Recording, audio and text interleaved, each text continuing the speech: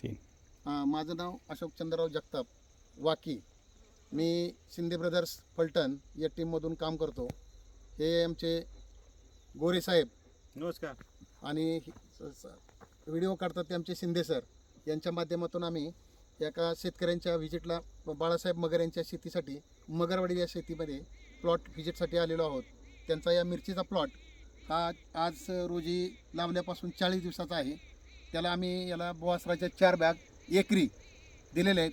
त्याच्यावरचं त्यांना आलेला हा रिझल्ट आहे. तर यांचे आमचा शेतकरी बाळासाहेब मगर हे त्यांची आता स्वतःची ओळख करून देतील. तुमचं फक्त नाव सांगा. काय बाळासाहेब रामचंद्र मगर. हां, तुम्ही आत्तापर्यंत या पिकासाठी मिरचीसाठी कोणकोणतं खाद्य वापरलं आणि काय काय वापरलं ते जरा थोडक्यात सांगा. बुवास वापरले, बेसल डोस वापरले आणि इतर काय आपलं खालीने मटेरियल. हां, बाकीचे मटेरियल खालून दिलेले आहेत. तर त्यांना 4 बॅगचा या एकरी 4 बॅगचा बॉसरचा रिझल्ट त्यांना अशा पद्धतीने आलेला आहे. तर इथून पुढच्या ज्या फवारणी असतील काय असेल ते इंडिया ॲग्रोचंच ते वापरणार आहेत. आणि तुम्हाला असं वाटतं का की याचा रिझल्ट आपल्याला उत्कृष्ट आलेला आहे? काय केलं मग लोकांनी शेतकऱ्यांनी वापरावं की न वापरावं? वापरावं. वापरल्यानंतर त्याचा रिझल्ट ग्रोथ नेहमीपेक्षा तुम्हाला निश्चित चांगल्या प्रकारे मिळालेला आहे. धन्यवाद. यस, थँक्यू मित्रांनो. आपण आत्ता ज्यांना ऐकलं त्यांच्या रानामधली ही 35 दिवसांची लगभग 40 दिवस झाले हिला.